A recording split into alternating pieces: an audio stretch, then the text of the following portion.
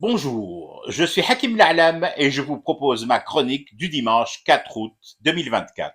Elle s'intitule Le retour de la brigade de Marrakech. Une brigade armée? Non. Enfin, un peu tout de même. Armée de crème bronzante et de lait de protection solaire indice 69. L'idéal pour les vieilles peaux du PAF français, le paysage audiovisuel d'El Fafa. Elle rentre en rang dispersé, cette brigade. En rang dispersé, mais reposée du bulbe, visiblement. Le teint hâlé, moins de poches sous les yeux, mais plus de poches gonflées au pantalon.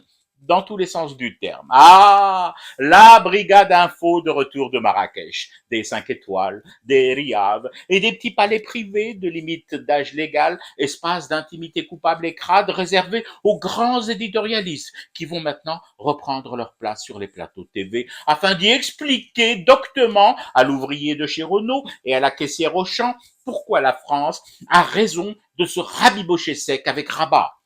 J'ai hâte que les progrès technologiques s'accélèrent et me fassent enfin goûter à cette superbe invention à venir, le téléviseur olfactif, de mon vivant, bien sûr.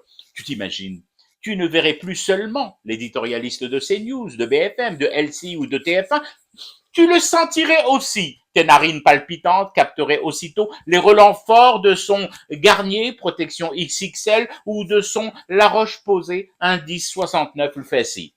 Les dents encore plus blanches, car en contraste violent avec un derme ombré satiné, les nanas et les mecs des arabesques de coupe rose au vin de Guerrouane ou de Benimtir, difficilement dissimulables, à la naissance de la gorge ou derrière les oreilles, sueront à nouveau sous les projecteurs à justifier la nouvelle saison des amours françaises pour le Maroc. Tout peut se justifier sous les bougainvilliers paresseux de Marrakech et l'ombre goguenarde de la statue du commandeur Lyoté, lorsqu'au moment de partir, de regagner la grisaille de Paris, le préposé au check-out, derrière le desk de la réception, vous fait un clin d'œil, vous signifiant sur un ton outrageusement doucereux « C'est réglé, monsieur !» Tout est réglé. Tout se règle à la virgule près entre ces deux capitales, même les brouilles vraies ou feintes. Et les éditoriaux doivent tomber en cascade, en staccato, en averse drue par ces temps où l'info olympique prime. Parce qu'il faut renvoyer l'ascenseur des nuitées tagines, nuisettes vaporeuses et pas l'ombre d'une question sur l'âge des visiteuses et des visiteurs du soir. Lorsque la nuit des silences complices recouvre les riades et s'accouple furieusement avec les jasmins encore empreints des sueurs pourtant interdites.